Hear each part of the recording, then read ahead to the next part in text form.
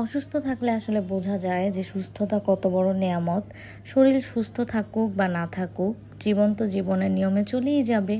So hello everyone, welcome to my new blog. তো ঘুম থেকে উঠেই নাস্তা করে নিয়েছি, দেখতেই পাচ্ছ আমার চেহারা একদম ফ্যাকাশে হয়ে আছে। তো তারপরে জাওয়াদ হচ্ছে জুস খাবে, সে নিজেই তার মালটা জুস করলো। তারপরে ভালো লাগছিল না, দেখলাম যে বৃষ্টি শুরু হয়ে গেছে, এটা দেখেই মনটা কেমন ভালো হয়ে গেল। তো ভাবলাম যে আজকে একটু বৃষ্টিতে ভিজি, প্রায় 2 বছর পরে বৃষ্টিতে ভিজলাম। তো বৃষ্টি থেকে ভিজে আসার পরে একটু ড্রায়ার দিয়ে হেয়ারটা শুকিয়ে নিলাম। দেন হচ্ছে আমার ফেসে একটু ক্রিম অ্যাপ্লাই করে নিলাম। দেন একটা লিপ বাম দিয়ে নিব। একটু নিজেকে প্রিপেয়ার রাখতেছি, যেহেতু শরীর ভালো লাগতেছে না।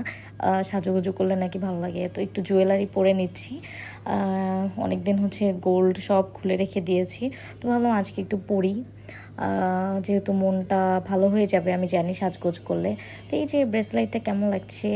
তো আমি মোটামুটি হচ্ছে রেডি শাওয়ারের পরে। তো দেখলাম কি কি রান্না হয়েছে, দেখো ওটা ছিল মাছের পেটি, কোরাল মাছের পেটি, খুবই মজা। এটা ছিল কোরাল মাছ ভুনা, আর হচ্ছে করলা ভাজি ছিল। তো এগুলো দিয়ে আলহামদুলিল্লাহ ভাত খেয়ে নিয়েছি। তো খাওয়ার পরে 1 কাপ চা। তো আজকের মধ্যে এখানেই, টাটা, আল্লাহ হাফিজ।